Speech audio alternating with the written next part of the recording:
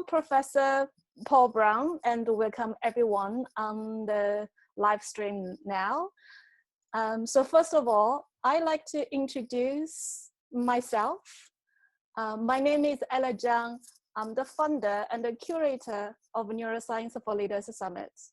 So if you haven't heard about us, then this is a summit that was born in 2017 with the purpose to awake our inner wisdom to understand why and how everything is connected so that we can explore the holistic solutions for sustainable high performance.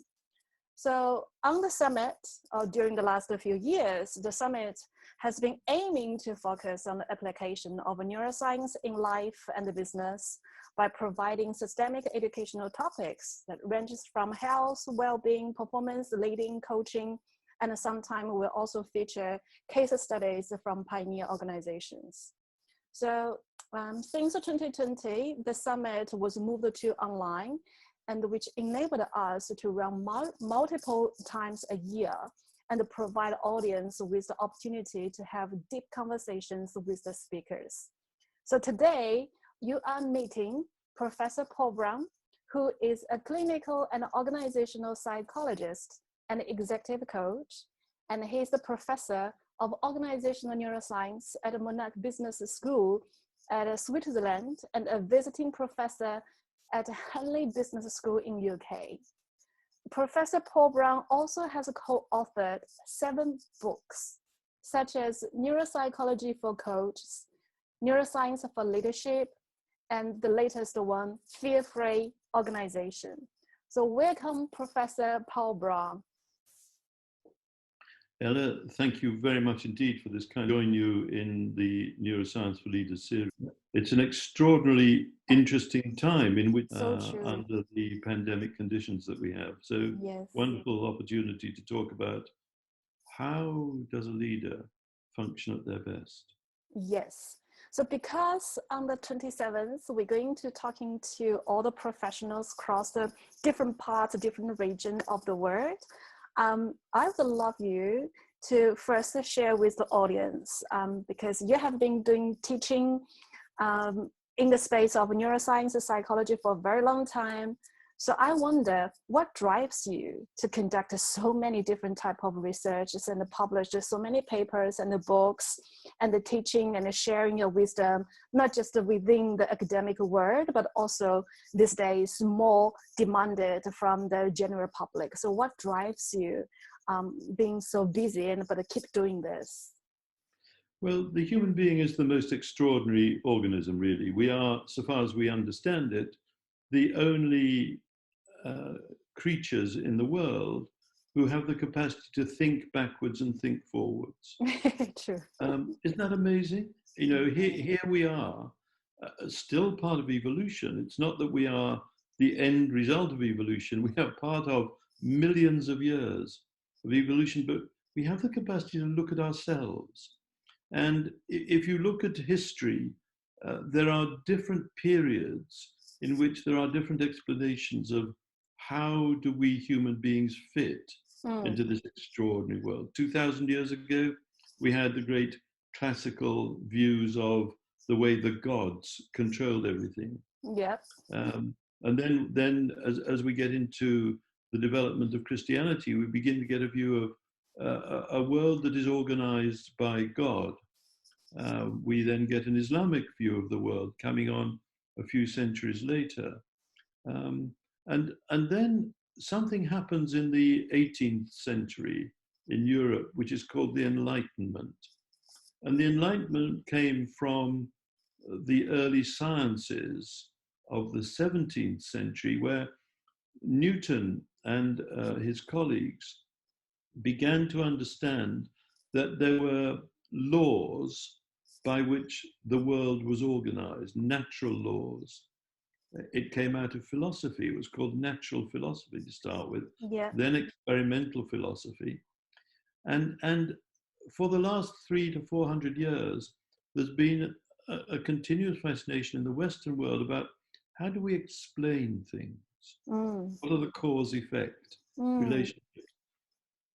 And that questioning has powered the Industrial Revolution and the economic growth of the Western world. Some of it good, some of it perhaps not quite so good, because we're running into the problem of polluting the world so much we may be destroying the very place that we live in. Um, but before the beginning of the 20th century, the explanations were all about things out there. How did machinery work? Those kinds of things. But something happened at the end of the 19th and at the early 20th century when the focus of inquiry moved much more into, but what's going on inside the person? Can we understand the person? And Western civilization has over the last 150 years maxed on the development of the individual. It actually was the Enlightenment, 250 years, which stressed the extraordinary capacity of the individual to act as an agent in the world. And so the 20th century developed this branch of knowledge called psychology. It was an attempt to understand the individual. However, unfortunately, psychologists never really agreed what it was they were talking about. And one of the curious things of looking back over the 20th century is that there are 50 different schools of psychology. One person says this, another person says that. There's no working agreements. And then the neurosciences start developing, 1980 onwards, when we begin to be able to take actual pictures of the live brain, but through MRI scanning. And the neurosciences of the 21st century are telling us that we're not fundamentally psychological systems. They're telling us that we are essentially, like the rest of the world, energy systems. And that we each become the individual that we are from the way emotional energy has created our particular brain. So all our brains are different. When we take that into organizations, every person walking in every day to the company, sitting at home, working from their desk, connecting via the internet these days, everybody has their own private operating system. True. So the task of a leader is, how do you patch all those operating systems together in pursuit of the strategic and operational goals of the organization? Exactly. That, I think, is what we're going to be talking about on the 29th. On the event. 27th Yes. Yes, exactly. So my next question, which is quite natural for you then, on the summit day on the 27th of March, what's your topic going to be? And what do you hope people can take out of that? What I hope they will take out of it is in the first place, some fascination and excitement about this amazing organ called the brain, which connected hugely to the heart and to the gut. The brain is the master controller of everything that we do. And until very recently, we've had no real knowledge of how it works. We are getting that knowledge. It's enormously exciting, and it's got huge implications, because I begin to see more and more that the 21st century sustainable organization is going to be one in which people want to be there. We're losing the sense that people will go to work just because they're paid to go. That's sad. We're beginning to have a world in which people want work to be part of a whole life. Yes. And so the question for leadership is, how does one create the conditions which releases the energy of people? You know, you can have a contract. You can require a person to be somewhere. You can specify what their job is supposed to be about. You can even specify what you hope the outcomes are going to be. But as a leader, you have absolutely no direct control of what is going on inside the person. And yet you need this person in order to achieve the aims and objectives of the organization. True. And I'm beginning to think that actually we should begin to introduce the concept of a gift. That what, as an employee, I can make to the organization is a gift of myself. Mm. And the organization in return gives me the gift of a salary and some security of employment, perhaps, and the excitement of doing something that is worthwhile and that has value. And under those conditions, I will be enabled by the organization to release my energy in pursuit of the organization's aims and objectives. However, there is a big paradox going on at the moment, I trust that. which is that because of the we're now in a world which is massively regulated. Mm. And so we want organizations which are flexible. There's this word agile, which gets used a lot. We want organizations that are creative, that are imaginative, that can move very fast. And yet at the same time, we want organizations which are completely risk-proof. So we're finding ourselves in a dilemma in which we want absolute control of everything. We want to tell people how to be creative. We're complete nonsense. And so there's a very interesting tension going on in organizations at the moment between where they want the organization to get to and the methods by which they're going to try and get there. So the method is to control everything. But actually, I think the method is going to be to release everything. Cool, lovely. Oh. Okay, this is very cool. We described what in the organizational setting that the leaders and how brain actually play the role in the organizational setting. But on the 27th, we may have some audience who care more about how brain actually play the role in the family relationship, like a parenting and a relationship, because I think organizational setting is quite similar to the family setting, because we all have the goals, we all have the personalities, we all have our agendas, but we also have the shared visions.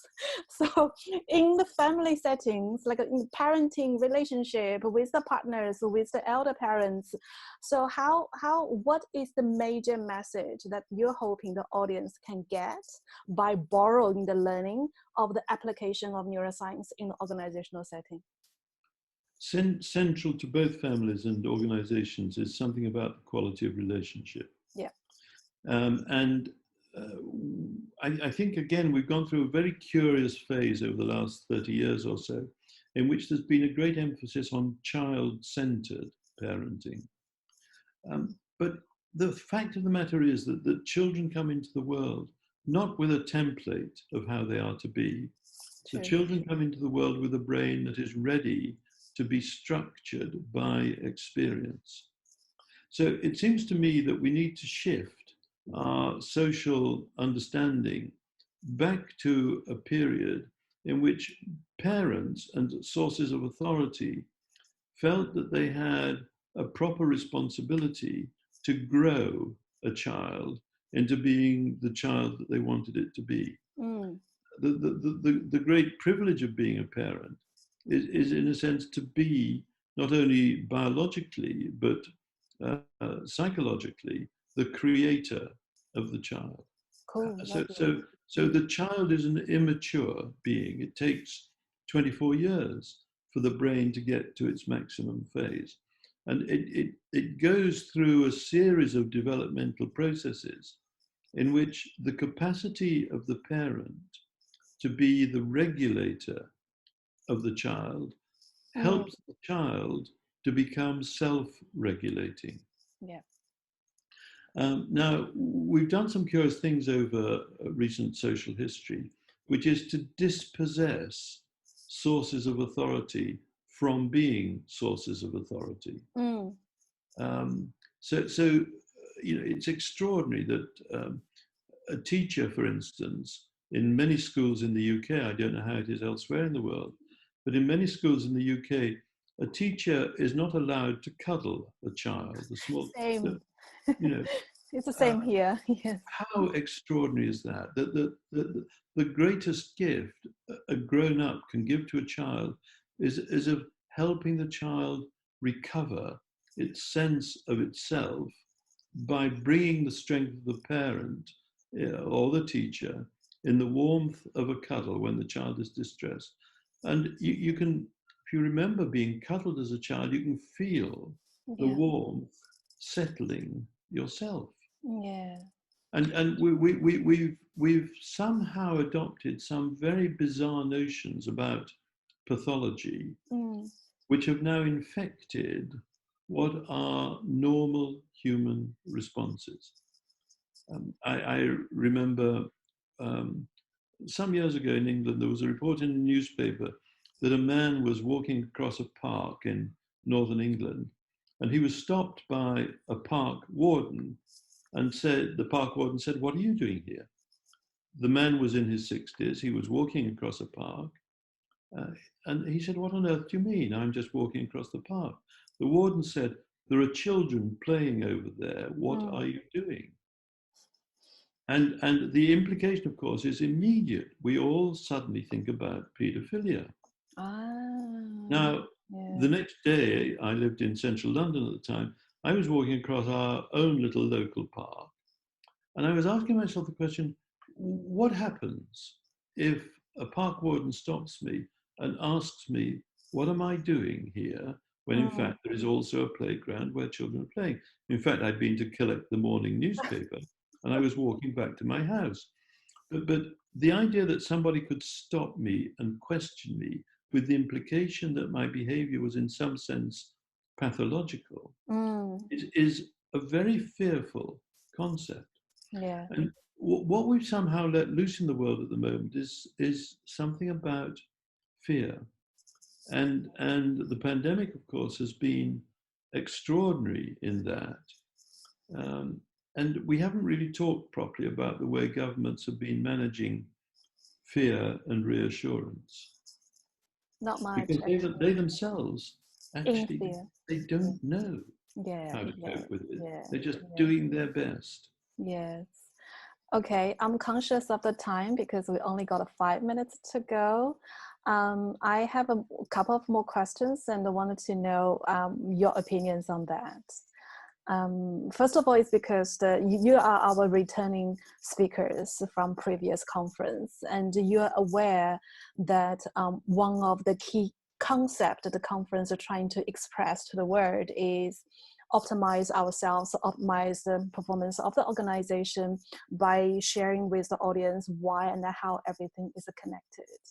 So I wonder, in your experience, in your view, when people are working on the journey of optimize themselves, hence optimize the organization they're in, all the teams, groups, whatever kind of setting they're in, what could be the roadblocks for them to really achieve coherent and optimized performance, which is sustainable, not just a occasional one-off? Yeah. So what are the major roadblocks? You know, most people, I think, don't have a very strong internal strategy for their lives. Being brought up in Western culture, we are set a series of tasks, particularly related to schooling, but we are taught how to achieve the next stage. Work hard, do well, everything will be all right. Do the best that you possibly can. Yeah. Very good general principles. Yeah. But in fact, there comes a time in our lives when it actually runs out of steam. We've done our best. We've got to where we've got to. What now? That there isn't another hurdle in front of me. Yeah. What am I doing with my life? That tends to happen towards the end of the 20s into the early 30s. An American psychologist many years ago wrote a book called Seasons of a Man's Life, and he was looking at what happens in American male lives on a longitudinal basis. And he was suggesting that when a person has been in the adult world for about 10 years, and they've learned how the adult world focuses, it's an extraordinarily important time to begin to take control of one's future rather than just work on the work hard, do well, everything will be all right Cool. model. Fantastic. Yes. And so we all have this extraordinary mechanism inside us called our self. And our self, I've called it the central integrator. It is the mechanism which pulls all our experience together and presents a coherent sense of me to me, and then from me to the outside world. But most people just sort of go on in the routines that they've acquired without feeling that their self is very much in charge. And it's understanding oneself and then deciding, but where does oneself want to go to? Mm. Cool. So on the conference day, on the 27th, do you think that the audience need to do anything to prepare themselves before attending your session so they can get the most out of your session? Or if there's anything they can prepare? Or what kind of thinking, what kind of questions? Yeah. Spend 5 minutes before the session saying, let me just be still for 5 minutes. Not just get there just in time. Let me be still for 5 minutes.